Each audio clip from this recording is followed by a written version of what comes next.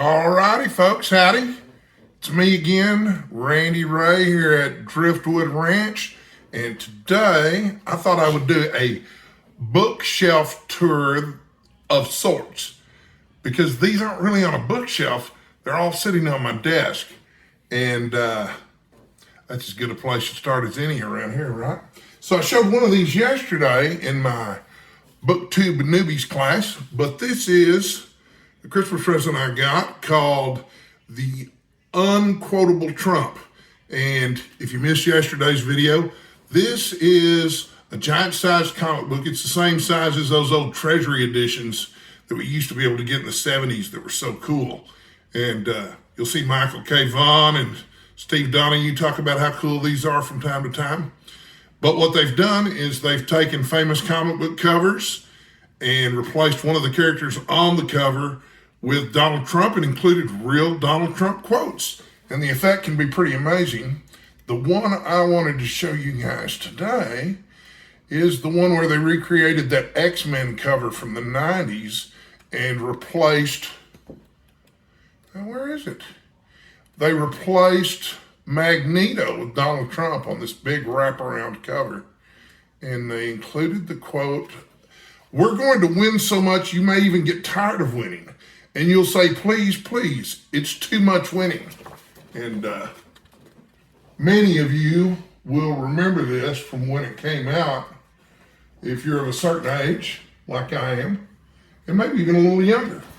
So that's at the top of one stack. The next book on this stack is going to demonstrate how long it's been since I've cleaned off my desk. It's A Literary Christmas, which I had planned to read for Christmas, and I did not. But I have read a couple of the stories in here, and I just want to mention them because this is a really cool collection that I like to dip into at Christmas time. The first story in here is from Frank O'Connor. It's called Christmas Morning. It's not my favorite story in here, but it's kind of cool.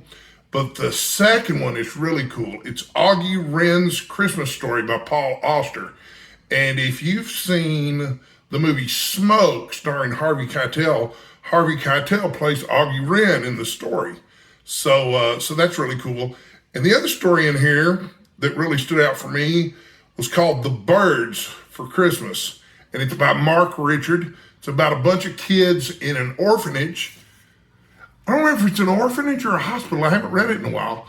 But all they want for Christmas is to watch the Alfred Hitchcock movie, The Birds. And the nurses don't want to let them. So, I think Kurt Vonnegut said if you're going to write a short story, then the main character needs to want something, even if it's just a glass of water. Or maybe they want to watch the birds for Christmas. I also have a Penguin Classics edition of Sketches from a Hunter's Album, and I'm going to pronounce this as a true Texan might, by Ivan Turgenev. And I got this one because it was recommended in Harold Bloom's book, How to Read and Why. And I've read a couple of stories out here. Pretty cool so far, but I haven't devoured it yet. So it must not have been so great. Or maybe I just haven't got time. The truth is, when I decide what to read, it's mostly based on whim.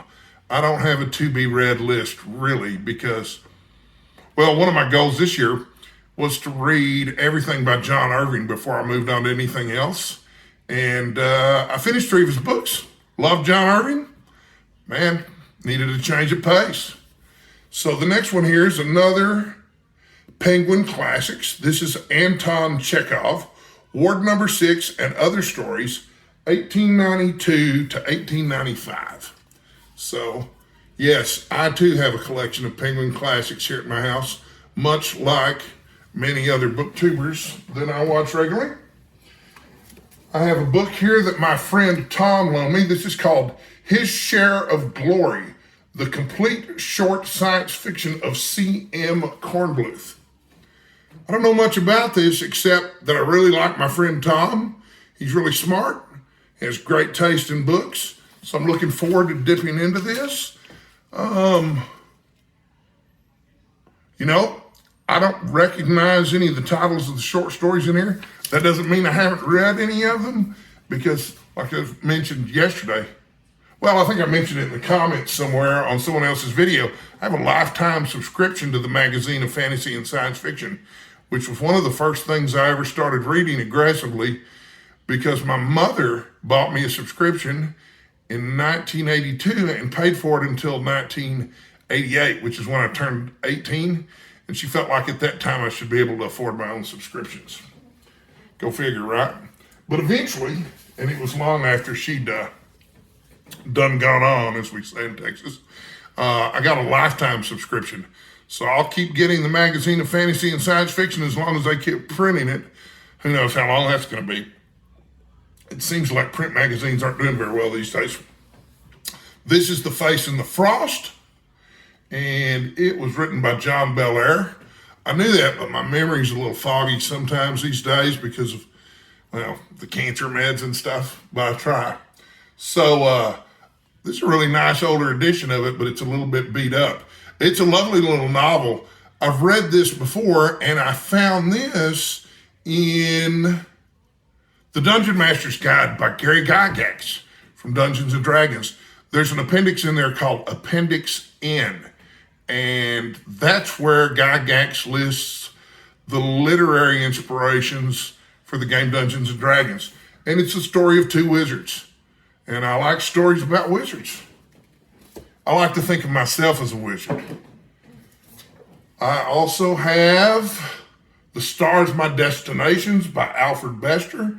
This is not a fancy edition at all, but I'm really looking forward to dipping into this because I've heard so many cool things about it for so long. Also, planned Christmas reading that I never got to, The Box of Delights. And I believe the name is pronounced John Masefield. This was recommended in a book I have from, he writes for the Washington Post, Michael Durda. He's a book critic that writes for the Washington Post. And most of his books are full of really cool book recommendations. And I haven't really read anything by Michael Durda has recommended that I didn't enjoy yet. So I have no doubt I'm going to enjoy this too. Last year, I finished Geek Love for the first time, which was by Catherine Dunn, who didn't write a whole lot of novels, but I understand she was a journalist who also wrote about boxing matches. But she has a posthumous novel that came out a few months ago called Toad, and I think the cover art's really cool. I haven't read it yet, but if you haven't read Geek Love by Catherine Dunn, that's worth reading. I have all her books now, but Geek Love's the only one I've finished so far. This one is another recommendation from my friend Tom that I talked about earlier. It's called The Way We Die Now, which is a great title for a crime novel. It was written by Charles Willeford, who also wrote a book called Miami Blues. And according to my friend Tom, this book illustrates the banality of evil as well as any crime novel he's ever read. So, sound like something I like. Not sure where or why I got this book. It's called Notes on an Execution by Danya Kukafka. And there was a book club here in Denton, Texas. I don't know if it was associated with one of the bookstores here in town. Maybe it was associated with Patchouli Joel's. Maybe it was just some Facebook book club. I don't know, but I didn't read it in time to participate in the book club. And I think the fact that I have a copy of it is just coincidental with the fact that it was part of a book club here in town. But I wouldn't swear to it because, like I say, I don't remember when I bought it. Don't remember why I bought it. But I'm looking forward to reading it. What else do we have here? This is just books on my desk. This isn't really a bookshelf tour, but close enough, right? This is called So We Read On, How the Great Gatsby Came to Be and Why It Endures. It's written by Maureen Corrigan, who works for NPR as the book critic on Fresh Air, or she did at the time this was written. The edition's a little messed up because look, this front page has got like extra paper at the bottom. I don't know how to fix that. So I'm just kind of folded it up in here. But there's a picture of it. I bought this after rereading The Great Gatsby, and unlike a lot of the books that I read and loved in my youth, The Great Gatsby improves with age. The Catcher in the Rye, I loved it when I was 20 years old, but as a 50-something, it just doesn't do anything for me. The Great Gatsby gets better every time I read it. And I was searching YouTube for people talking about Great Gatsby. I came across Maureen Corrigan talking about it, I think, at some event. But I've only skimmed parts of this so far, but so far I love it. Chester Himes, The Real Cool Killers. This is also a book that was recommended by Michael Dirda, who is interested in adventure fiction. And I think he's taught a couple classes, and he posted the books that he was using for the adventure fiction in the classes. The first one, it's chronological order, and this is one of the more recent books on here. But this really sounds cool. It's got characters named Coffin Ed Johnson and Gravedigger Jones. So it sounds like it's gonna be right up my alley. I like clever names for characters. And this is the last book sitting on my desk, and it is called The World According to Garp by John Irving. And this is the 40th anniversary edition. Got a great picture of John Irving on the back. I've always thought he really did a good job of developing the look of the literary lion in winter. But this is an interesting book to me because I checked it out at the Bonham Public Library when I was probably 12 years old. It was probably my first experience with a book of modern literary fiction. And as a 12-year-old from Bonham, Texas, raised in the household that I was raised in, I was a little bit naive about certain things. You may have seen the movie The World According to Garp if you're of a certain age. It starred Robin Williams as the main character, Garp.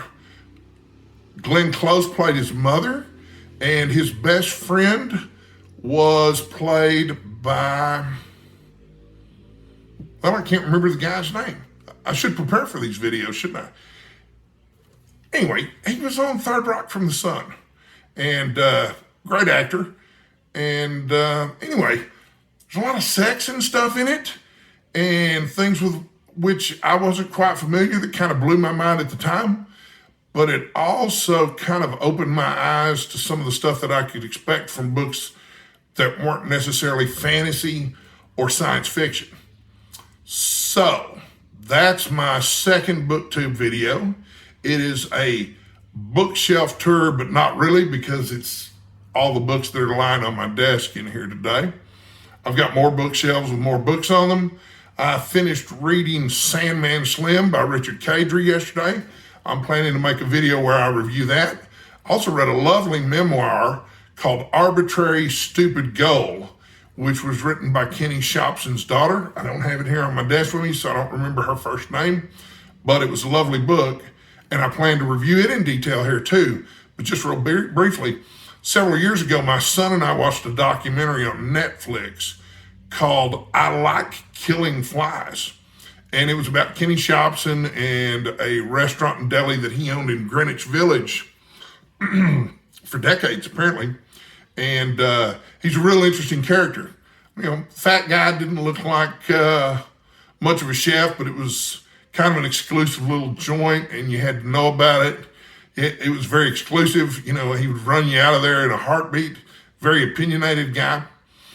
I liked the movie so well, and I liked the character of Kenny Shopson so well, that I bought his book, which was sort of a combination of a cookbook and a memoir called Eat Me, The Food and Wisdom of Kenny Shopson.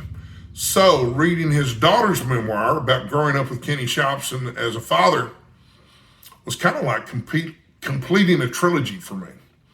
So tonight, in my spare time, I am planning to read a book called Camp Concentration by Thomas M. Dish. Thomas M. Dish wrote for the magazine of fantasy and science fiction, and I really liked one of his short stories there recently. So I went out and bought some of his novels. I read one called The MD, which was a horror novel in the tradition of kind of a Faustian deal with the devil that he makes at the beginning of the book. And the devil comes to him as a child looking like Santa Claus. And that's just for openers. So, loved that novel. I understand that Camp Concentration is a little bit of an earlier novel for him, but it's not very long. So I hope to be able to finish it tonight or tomorrow and maybe post a review of it soon. And maybe I'll do some actual bookshelf tours of actual bookshelves. But until then, thanks for tuning in. I hope you had as much fun watching this video as I had making it, maybe even a little more.